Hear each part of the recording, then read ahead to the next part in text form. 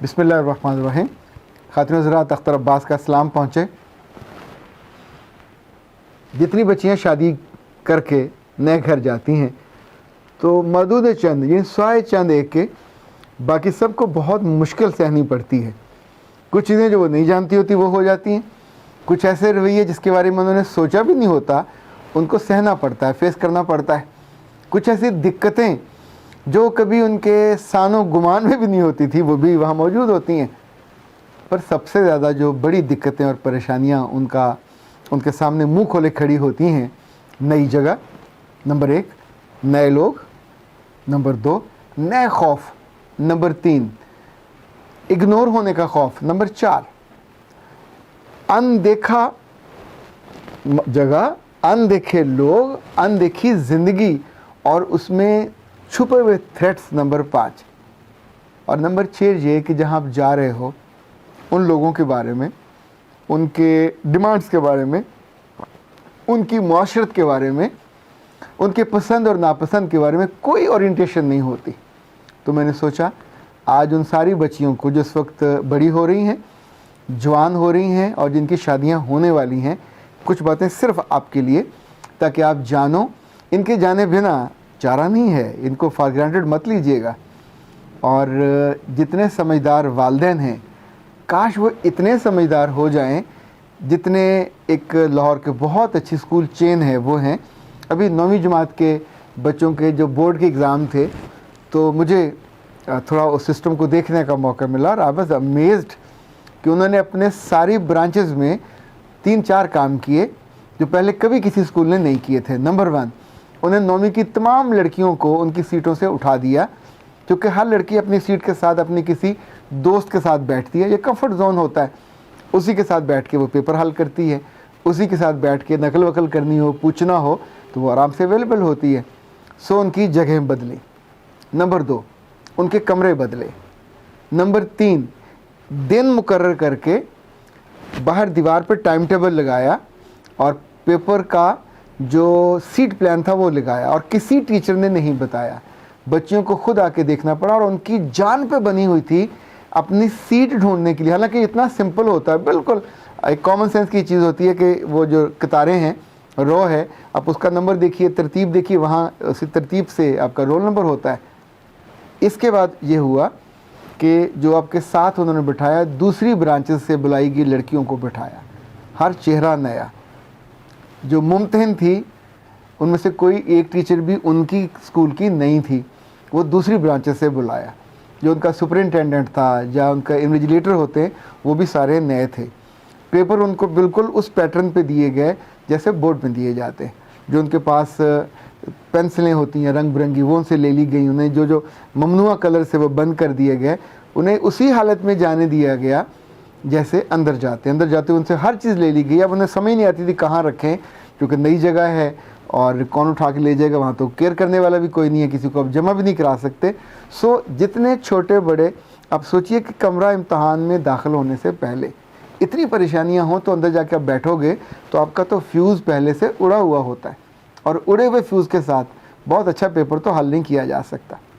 یہ ایک 9ویں جماعت کے امتحان کا پریپریشن ہے، پری ٹیسٹ ہے اس کا، جو اسکول کی سمجھدار انتظامیہ نے پہلے ٹیسٹ وہ لیتے رہے، پھر اس کا بالکل بورڈ کے پیٹرن کا ٹیسٹ بنایا، پھر بورڈ کے پیٹرن کے ٹیسٹ کو ایگزامن کیا، پھر اس کے نمبر دیے، پھر ان کو بلا کے اس میں اناؤنس کیا، اور تب جو کامیابی اوپر نیچے ہوئی ظاہر ہے وہ عام جو کلاسز میں نمبر 1 2 ہوتے وہ سارے کے سارے بدل گئے. انفیکٹ زندگی ایگزام کی طرح نہیں، اس سے بہت بڑے ایگزام کی طرح ہے.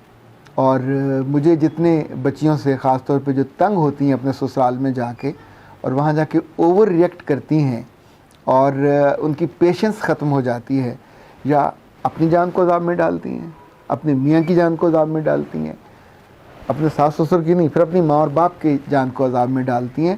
اپنی پوزیشن، اس نئی پوزیشن کو سمجھ نہیں پاتی کہ اب یہ بدلی ہوئی دنیا ہے، بدلا ہوا گھر ہے، بدلے ہوئے لوگ ہیں. اس میں کچھ چیزیں جو ماں باپ کے کرنے کی ہیں، میں نے سوچا میں آپ کو بطور خاص وہ بریف کروں کہ جیسے 9ویں جماعت کی بچیوں کی پوری بریفنگ کی جاتی ہے، اس طور پہ آپ کو کرنا چاہیے. مجھے ایک بچی یاد ہے جو اپنے سسرال میں گئی تو چونکہ اکثر ساسوں کو مزہ آتا ہے معافیاں منگوانے کا، تو ہر چھوٹی موٹی بات پہ اس کو بھی کہا جاتا تھا کہ معافی مانگو. تو یہ پیغام اس کے میاں کے تھرو جاتا تھا. صبح اٹھتی تھی تو میاں کہتا تھا جاؤ جا کے اماں سے معافی مانگو. پہلے وہ 2-3 دن پوچھتی رہی، پھر اس نے پوچھنا بند کیا، وہ اٹھتی اور جا کے معافی مانگ لیتی. پھر ایک دوسرے اپنی ساس سے کہا کہ اماں ایک بات کرنی ہے آپ سے. تو کہا کرو.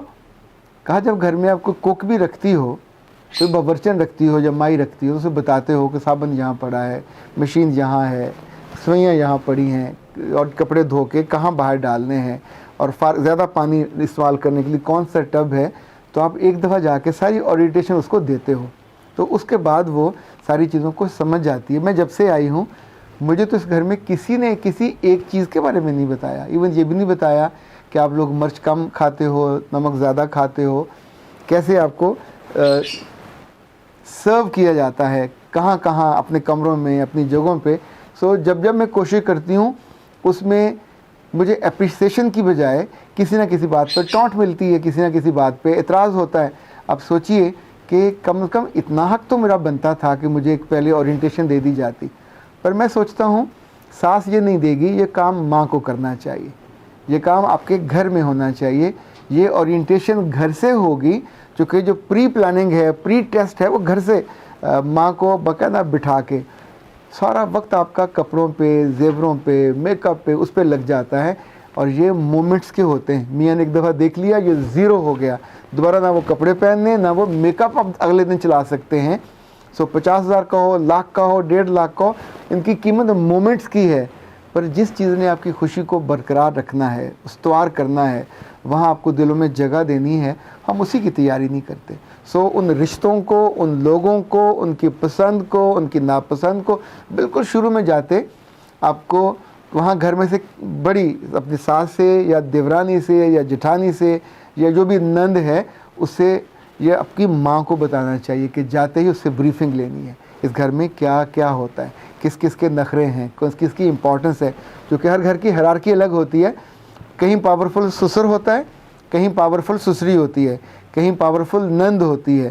تو جو بھی پاور بیس ہے وہ بھی آپ کو جاننا ہے، وہاں کی ضرورتوں کو بھی جاننا ہے، اور پھر اس میں اوور ریئیکٹ نہیں کرنا.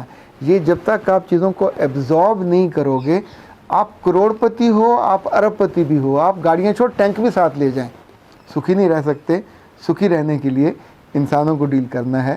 اور انسان وہ جو عام طور پہ خواتین ہوتی ہیں، اور اللہ معاف کرے، یعنی آپ کسی جہاز اور ہیلی کاپٹر کو سیکھ سکتے ہو، اس کو ٹھیک کر سکتے ہو، اس کو سمجھ سکتے ہو، پر اپنی سسریوں کو اور اس گھر میں رہنے والی باقی عورتوں کو سمجھنا یہ کسی PhD اور MPhil کے مقالہ لکھنے سے کم نہیں ہوتا. بہت مشکل کام ہوتا ہے، پر یہ مشکل آسان کی جا سکتی ہے، اور کر کے جائیں تو زندگی آپ کی آسان ہو جائے گی. اختر عباس کو اجازت دیجیے. السلام علیکم.